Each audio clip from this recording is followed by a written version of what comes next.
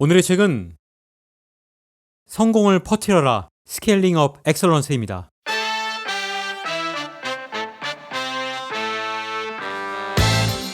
Our new book is Scaling Up Excellence, and it's about what it takes to spread a little bit of excellence from those who have it to those who don't. So it could be scaling up a startup. Scaling is viewed as a talent individuals have. Some of them know how to scale, others don't know how to scale. Our hope is our book persuades readers that you really need to make scaling into a competence. 질문부터 드릴까요? 이것은 페이스북 신입사원 인큐베이터 시스템의 명칭입니다. 새로 입사한 엔지니어는 6주 동안 구체적인 직책을 부여받지 않습니다. 이 시스템에서는 인사 담당이 아니라 엔지니어가 기획하고 이끌어가는데요. 그래서 자신에게 가장 적합한 직책이 무엇인지를 파악하는 것은 아닙니다. 바로 페이스북에서 원하는 마음가짐을 갖게 되는 곳이라고 하죠. 이 시스템을 무엇이라고 할까요? 정답은 프로그램 마칠 때 말씀드리겠습니다. 오늘의 첫 번째 테마는 엑설런스입니다. 교육한다고 되는 것이 아니다. 바로 탁월성의 확산을 두고 하는 말인데요. 엑설런스라는 말을 우리말로 옮기면 탁월성이라는군요. 그런데 이것은 기업에서 반드시 접하게 되는 문제죠. 바로 구성원들의 마음가짐을 어떻게 만들 거냐. 그래서 여기에는 잘된 확산, 잘못된 확산, 또 이론과 실행에 대한 해결책이 필요합니다. 하지만 이것은 단 며칠간 교육한다고 해결되는 문제는 아닙니다. 예상대로 인내심과 끈기가 없다면 안 되는 일입니다. 한 명이 300m를 전진하는 것이 아니라 1000명이 30cm씩 이동하는 것이니까 말이죠. 그래서 장기적인 안목이 필요합니다. 이것은 슬로건을 만들었다고 되는 것은 아니지만 매번 빠르게 한다고 되는 것도 아니라는 사실, 이런 기본은 잊으시면 안 됩니다. 먼저 확산의 원칙을 결정해야 합니다. 복제할 것인가 적응할 것인가, 커지는 조직을 어떻게 만들어갈 거냐 하는 사고방식인데요. 복제가 정답일까요?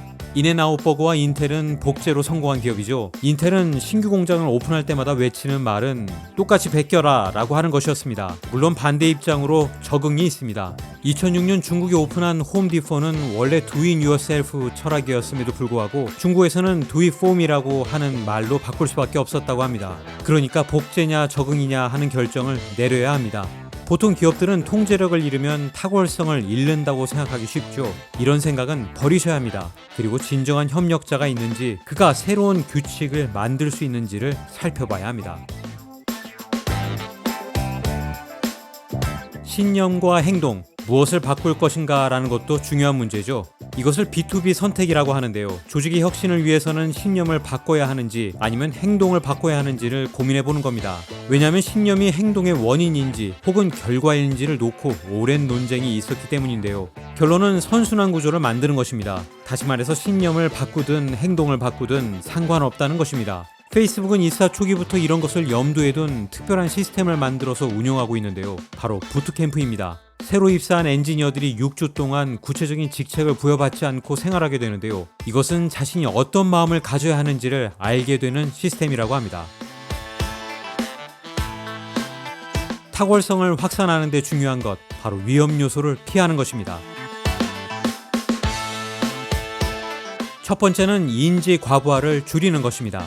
한마디로 너무 많은 정보를 구성원들에게 제공하게 되면 오히려 나쁜 결정을 만들게 되고 의지력도 약하게 만든다는 것인데요. 이것을 인지 과부하라고 합니다. 마찬가지 이유로 조직이 커지면 효율성이 떨어집니다. 팀의 규모가 커질수록 구성원들의 성과는 나빠집니다. 구성원들이 사회적 관계를 유지하는 게 너무 힘들기 때문인데요. 집단이 커질수록 정신에 부담감을 준다는 것은 로빈 덤바도 연구한 내용이죠. 여기에 그루밍 활동이라는 개념이 등장합니다. 이것은 동물들끼리 쓰다듬거나 벌레를 잡아주는 행동을 말하는데요. 인간의 조직에도 그루밍 활동은 존재하고 이것은 조직이 커질수록 늘어난다는 것입니다. 두 번째, 위계 구조는 버려야 합니다. 물리학자인 제프리 웨스트는 조직의 관료 체제를 유지하는 데 많은 자원을 투자하지만 일 자체에는 갈수록 적은 자원을 투자한다면서 경고한 적이 있었죠. 여기서도 23,000개 기업을 조사한 결과 규모가 커지면 생산성은 떨어진다는 것입니다. 그런데 아이러니한 현상이 일어납니다. 구성원들은 참여적이고 민주적인 조직에서 일하고 싶다고 말하지만 권력과 직위의 차이가 존재하고 이것이 잘 이해될 때는 행복하고 차분해지면서 더 생산적이라는 것이죠. 그러니까 위계 구조는 그 틀 안에서 깨져야 합니다. 사례로 보면 어도비는 2012년에 전 직원의 연간 실적 평가를 하지 않기로 했습니다. 또 수많은 연구에서는 여성의 비중이 높은 집단이 더 어려운 과제를 잘 풀어간다는군요. 하지만 어떤 위계 구도라도 인적 자원을 100% 활용하면 안 된다고 합니다. 결국 사람이 답입니다. 인재는 중요하지만 그것이 전부는 아니다. 사람을 모으는 것이 중요하다지만 정작 중요한 것은 회사를 마치 스포츠팀처럼 만들어야 한다는 것입니다. 대표적으로는 넷플릭스가 있습니다. 그들은 자유를 주고 연봉이 높은 대신 무임승차를 줄였다는 것인데요. 그들의 철학은 회사에 가장 큰 이익을 주는 방식으로 행동하라는 것입니다. 적어도 관리에 대해서는 최소주의적 접근법인 것인데요. 또 인재는 서로 연결돼야 합니다. 단순히 조직도가 아니라 살아있는 네트워크여야 한다는 것인데요. 세일즈포스닷컴이라는 회사는 팀 리더들이 다른 팀원들을 스카우트할 수 있다는군요. 그만큼 열린 사고가 있어야 한다는 것일 겁니다. 악은 선보다 강하다는 내용은 중요하게 인식해야 합니다. 이것도 벌써 연구된 사실인데요. 비교적 나쁜 것은 좋은 것보다 더 큰 영향을 준다고 하죠. 조직에서도 게으른 사람이 들어오게 되면 실적은 크게 떨어진다는군요.